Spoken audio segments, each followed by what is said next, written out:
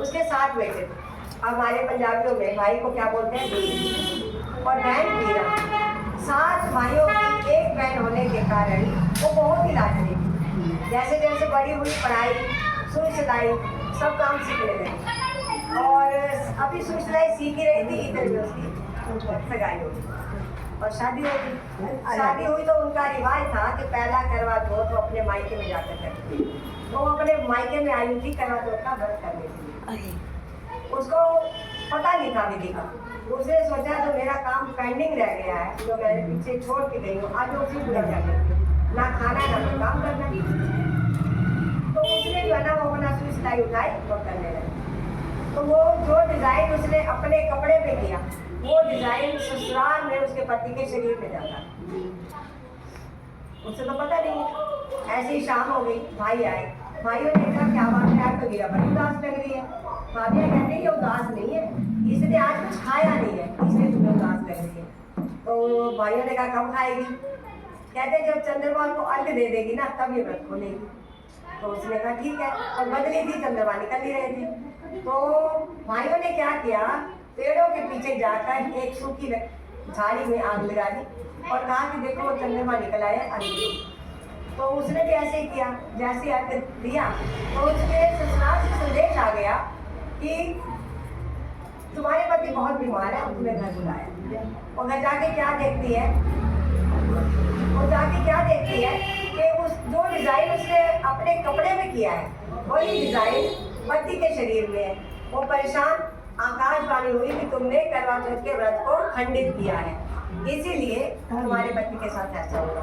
अब तुम जाकर करवा चौथ को विधि विधान से आरती करवा चौथ को करोगे तो तुम्हारे पति भी ठीक हो जाएंगे।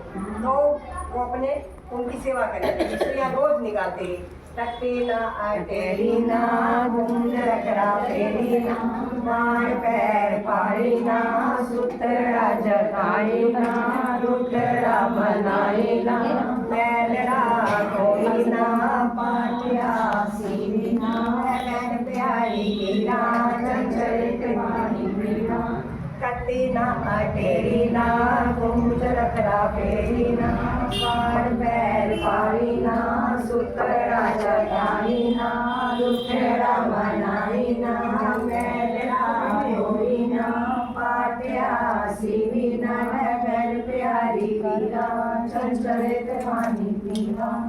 तो वो जो है ना अपने पति की सुइयां निकालती जा रही थी। वहाँ से आवाज आई करवा लो। तो उसको ध्यान आया कि मेरे को करवा चौथ का व्रत करना है। तो वो बिना करवा लेने के लिए बाहर गई और अपने नौकरानी से कहती है कि जब तक मैं आऊँ ना इनकी सुइयां निकालना। तो उसकी सुइयां निकाल रही थी।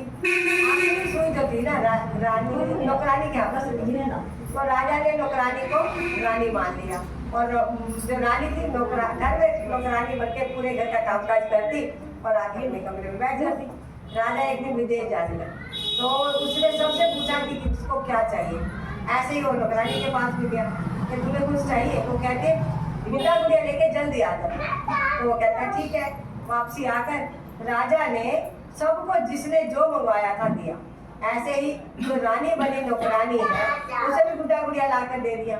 वो क्या करती, उसका वही रूटीन रहता, घर का काम काज करती और जाके कमरे में बैठ जाती और गुड्डा गुड़िया से बातें करती। रानी थी बन गई नौकरानी, नौकरानी थी बन गई रानी। राजा कहता ये है तो घर में अकेली कमरे में, बातें किससे करती है?